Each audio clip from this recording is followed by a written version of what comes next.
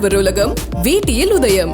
உதயம் வேட்டிகள் ஷர்ட்டுகள். பரபரப்புக்கும் ட்விஸ்டுகளுக்கும் பஞ்சமே இல்லாமல் ஜெட் வேகத்தில் சென்று கொண்டிருக்கிறது நடப்பு IPL கிரிக்கெட் தொடர்.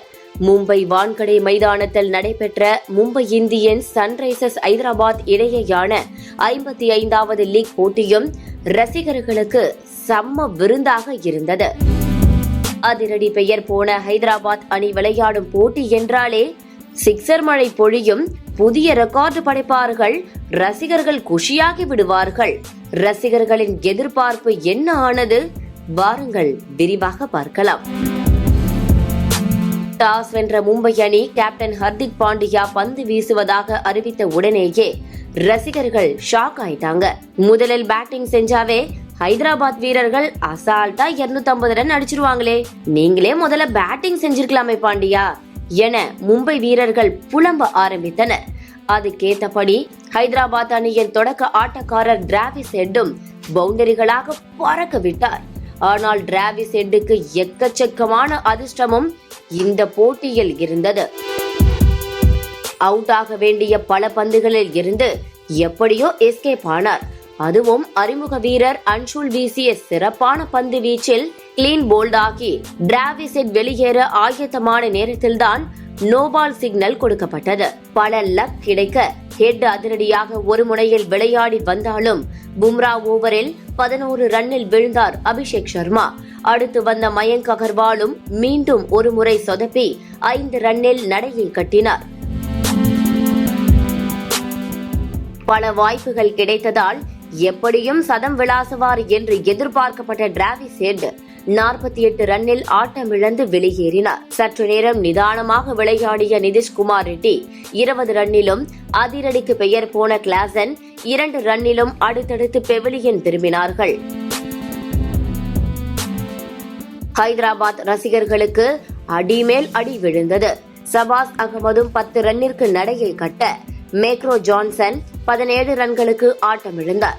கடைசி நேரத்தில் 2 பவுண்டரி 2 சிக்ஸர்களுடன் 17 பந்துகளில் 35 ரன்கள் விளாசினார் கேப்டன் பாட் கம்மிங்ஸ்.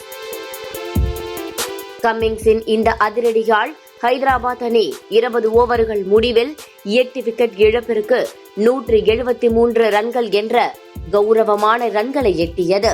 பந்து வீச்சில் மும்பை அணியை பொறுத்தவரை கேப்டன் ஹர்திக் பாண்டியா மற்றும் பியூஷ் சாவ்லா சிறப்பாக பந்து வீசி தலா 3 விக்கெட்டுகளை சாய்த்தனர்.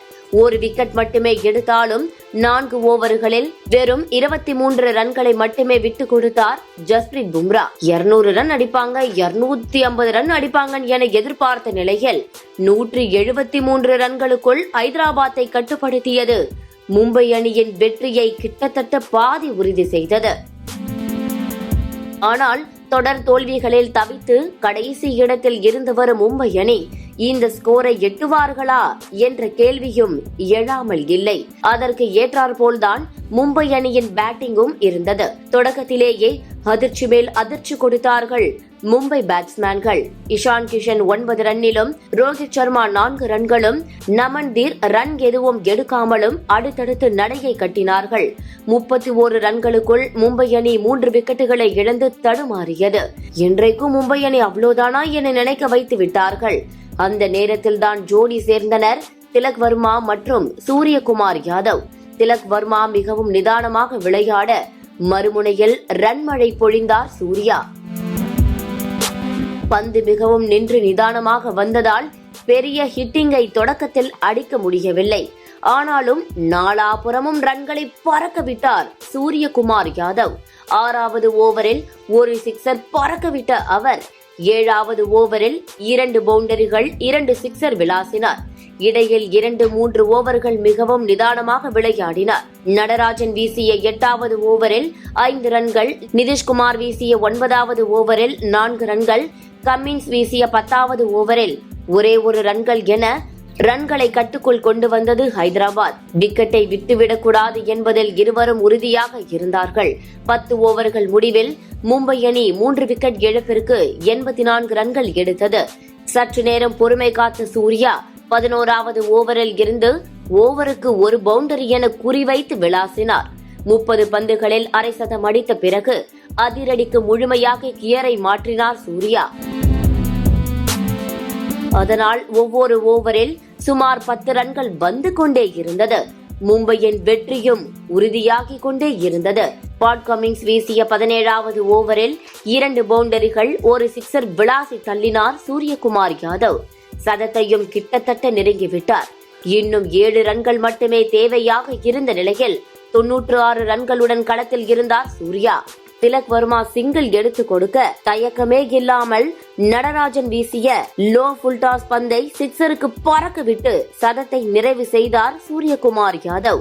மும்பை அணியும் 16 பந்துகள் மீதமிருந்த தன்னுடைய 4வது வெற்றியை நடப்பு IPL சீசனில் பதிவு செய்தது. 51 பந்துகளில் 6 சிக்ஸர், 12 பவுண்டரிகளுடன் 102 ரன்கள் குவித்த சூரியகுமார் யாதவ் ஆட்ட நாயகனாக தேர்வு செய்யப்பட்டார். தோல்வியை தழுவினாலும் புள்ளி பட்டியலில் 6 வெற்றிகளுடன் ஹைதராபாத் அணி 4வது இடத்திலேயே நீடிக்கிறது. ஆனால் மும்பை அணி இந்த வெற்றியின் மூலம் கடைசி இடத்தில் இருந்து எஸ்கேப் ஆகி 9வது இடத்திற்கு முன்னேறியுள்ளது. மும்பை அணியின் வெற்றி சென்னை மற்றும் லக்னோ அணிகளுக்கு மகிழ்ச்சியான செய்திதான். சென்னை, ஹைதராபாத், லக்னோ அணிகள் புள்ளிகள் அடிப்படையில் ஒரே நிலையில்தான் இருக்கிறார்கள்.